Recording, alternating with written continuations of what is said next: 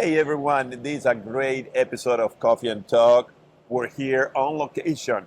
Guess where? In the Atlanta airport. Heading back to Miami after being at the US Open, creating an amazing content. Today we're having coffee at the Padel Club. Yeah, with a little bit of gossip. I like it. All right, Jules, what are you drinking? I know we drink I'm coffee. drinking the American Express Centurion Lounge. Thanks to Cesc this delicious coffee. I don't know what it is actually. We just press the button and that's it. Hey, when it's free, it's good, right? It is. I mean, it's you know. All right, so let's talk about the event. I mean, first of all, the US Open is the second year. It's being held over at Padel Haus, Santi's new club in Georgia, Atlanta. What do you think about that club, man? I mean, it was pretty amazing. The club was mind-blowing. I mean, the whole, not only the club, but everything that surrounds it. It's a complete brand new. It's a mix between the old and the modern, like an industrial style look, right? Yes. It's got like 45 feet high ceilings. Yes. It's kind of like a hybrid inside outdoor, so you get natural light, but it kind of looks like it's an airplane like garage almost. I mean, it's pretty sick. As per what Santi Gomez said, the owner of Padel Haus, said it used to be a paper mill factory. That then it was evolving to, I think it's a parking lot, and now it's a whole shopping facility, paddle club. I mean, the club was incredible. We're doing a club review very, very shortly, so please stay tuned for that. You got to check that out. Now, this is also in like a community. So it's like kind of a mall, outside mall or something like that. I mean, there's a lot of restaurants around the facility. It is. I love that taco place right next to the club, and the dumplings. Those two restaurants were delicious. I mean, they were fantastic. You must have had what? How many dumplings? 60 dumplings. No, man. It was. I mean, they were delicious. But anyways, let's talk about the US Open.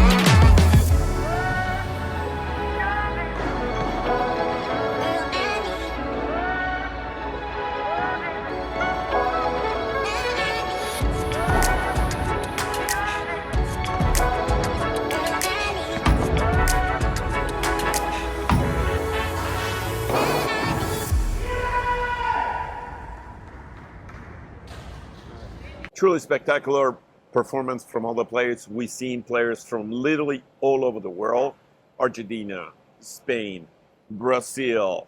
What is it? I think it was Portugal as well. I mean, truly a spectacular level of playing. They had the men's and women's from D1 to D4, and I think on the women's to D3. The level was exciting. The finals, man. The Octavio finals. and Vinny versus JC and Jaime. Wow, what a game, man. Those- That is the athleticism, the technique, just Yes. the ability. I mean, it's beautiful paddle to watch. I mean, we spent there like maybe probably 12, 14 hours a day. We saw every single match. And So- let me so tell what's you, your favorite match? What was your favorite match? I mean, the final was just outstanding. Men's. right? Men's. Okay, Yes. For me, I gotta say, to be honest with you, it was the semifinals, females, with Anna and Lucy versus Britt and Margarita. Margarita. Yeah, from Portugal. Yes, what a match! Yeah. I gotta tell you, you know, Anna and Lucy were down 6-1. No, 6-2. I mean, they 6-2. got blown off the court on the first set. it was bad. I think We thought it was going to be done in like that, 20 minutes. Yeah, I even removed the camera settings. I'm like, this is, I could see them mentally frustrated, and I'm like, what's going on here? And the second set, the Ana Cortiles and Luisa Perez, some magical potion. They drank something special when they switched sides. what do because you think they said during after first I- set? They I must think- have tried to motivate themselves or just get more focused. I think I mean, to come back like that, Yeah, I mean, they were getting like killed. Ana and Luisa, they're such a great fighters. And I think they stood, they went for it.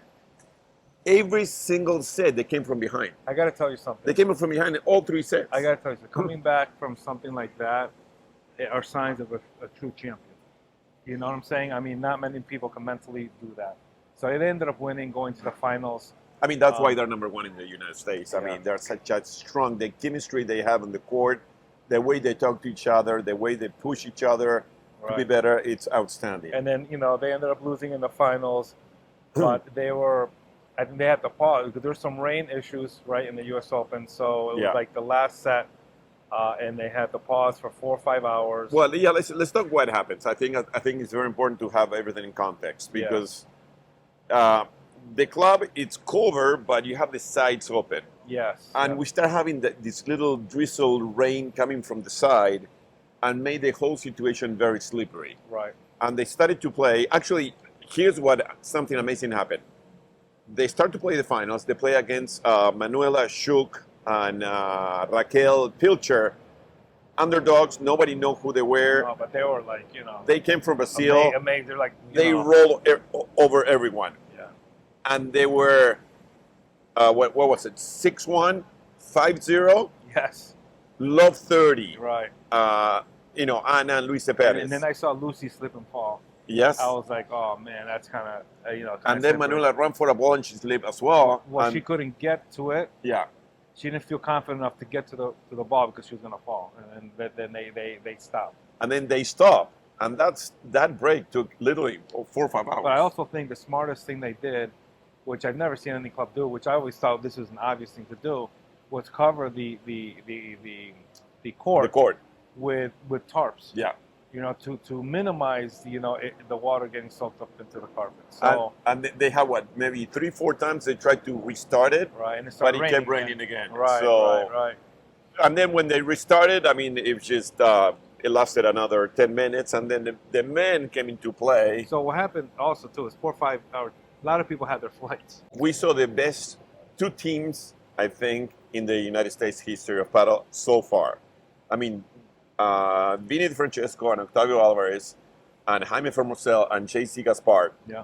They are 1 or 2 levels above everybody else. I don't know if you agree with me or not. I mean, if you just saw the highlights, the athleticism and that way of playing is beautiful. It's unbelievable. It's not.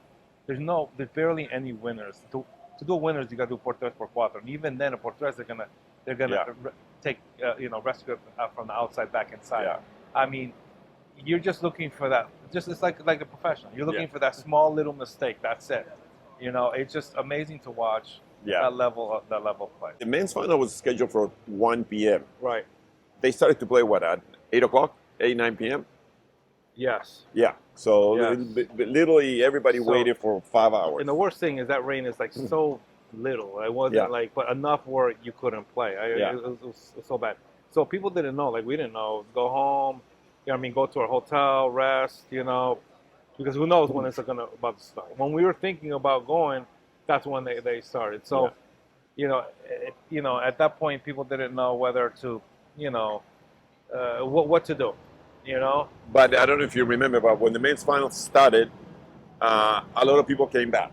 Yeah, they're All the locals, they came back, and maybe there were like 30, 40 people there, but it was already 9 o'clock at night. Not everybody had the time.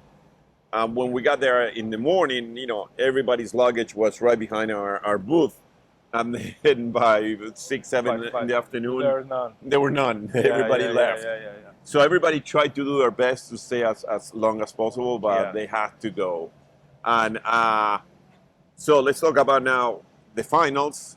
JC and Jaime Fermosel, they were out of this planet. I mean, the speed, the way they play. I mean, the shot making decisions they have. But there's some. The way they read the ball, it's superb. But there was some crucial, especially in the second set, there was a crucial golden point there that could have went the other way. Yeah. And we could have went to the third set. Yeah. So Vinny and Octavio, I mean, they're very quick, very fast. Yeah. They could have. There were some crucial, mistakes there too. They had their moments. They had opportunity. Yeah. They had a few golden points where one of them, Octavio, it was a golden point, crucial for Octavio and Vinny. Yeah. And he hit a return right into the net, an easy return right into the net. You got to look at the experience. Yeah. JC and what do you call a little bit older, they have a little bit of experience. So That's you're going talking on about, as well. World Padel Tour players, Jaime Right. Fermosel and JC Gaspar. They're just that tiny more experienced. Okay, so let's get into the juicy stuff, man. The juicy you try to stuff. avoid the juicy Yes. stuff here. You know what I'm saying? So So the match is over. We do the interviews. We give away the trophies. Everybody's happy. Everybody's leaving, and we see Octavio talking to the paddle director, the tournament director at Jordi. And he wasn't happy. There was something going on. We couldn't hear what was happening, but he wasn't happy. right. So we just, they talked for about 10, 15 minutes, and then we saw something on Instagram We saw a story on Instagram. on a story on Instagram that Octavio was. Well, he's a little upset, I think. I think it was upset for he was blaming the conditions of the court. Well, I think it was more like there wasn't a plan B. But the thing is that that's the only club there. I mean, the other two other clubs that we went to visit, they're also outdoor. Yeah. So there's no real plan B. The USPA and Padel Haus, put down the tarps. They did everything that they could. Yeah. But you can't really, predict, the weather. But it puts the players at off. They could put the players off. I mean, because when it's just a little bit humid or wet, I mean, your footing is not 100%, and when they play at that speed, it's you're slippery. But it's also you have a time set, right? So Yeah. you're eating correctly in the morning, certain carbs, certain this. You're stretching. You're after optimal at a certain time. Yeah. Now that gets changed, right? Maybe within an hour is no problem, but it gets changed 4, 5, 6 hours. Now. What do? You're cold. Should you rest? Should you eat? And all those things are unpredictable. But that's all Part of what being a an professional. athlete, right? Yeah. Exactly. The USPA, I think, did a great job. I think this was a good event. The prize money was pretty high there. But I mean, the first time it was $35,000 in prize money. Yeah, that's I mean, really big. the winners got $8,000, and the finals $4,000. But I do understand Octavia's, his issues and So, what but he stated. let's take I do apart that understand message that he put. He said that the organization wasn't very communicative to him, but at the end of the day, when it rains, you can't tell them, hey, be here at that certain time, because they Exactly, tried right. to start the match 6 different times, and Right. it just kept raining and What- putting the tarp. What we've seen is a plan B, right? So if Yeah. it happens, okay, they they have already talked to another club that's indoor and they finish it there. Yeah, That's typically what would happen, but there is no other club that has courts Cor- indoors. correct. So And the other point that he makes there is also that nobody was there, nor the president of the USPA, nor the tournament director, or the club owner to give him the trophy. But it was already 10 o'clock at night. Everybody had trips. Everybody had, the Lights. whole ceremony was nice. The tournament was given. I mean, the trophy was given, and everybody celebrated. I could see that part a little bit. I think both sides are right. Right. I mean, he has a good point. Yeah. But at the end of the day, the tournament has to make decisions. I mean, Right. seed the referee, the general referee, stay there. Yeah. So he was the one who gave away the trophy. I think everything was perfect. So, I mean, everything was done by the rules. Right. Nothing, it's Sure. weather is weather. You can't predict it. That happens in any sport, in tennis, and in any outdoor sport. It happens. You can't predict the weather, and the players have to wait. Yeah. So, it was but unfortunate, but I mean, it still played that day later on. Yeah. The courts were dry enough, and it did. well, stop at the end of enough the for you day, to play. 4 players walk into the court, and the best one who plays is going to be the winner. Played it with the same conditions. The right? same conditions. Right. So I think it was an outstanding job by Padel Haus and Santi Gomez and everyone there. Yeah. The USPA did a incredible job. I mean, Scott Colburn was there. The CEO of the USPA was there. Bill Ullman, the president, was there. Everybody was present all through the three and a half days. I mean, they were there supporting the players. Everyone was there, man. Everyone was there. It was the place to be.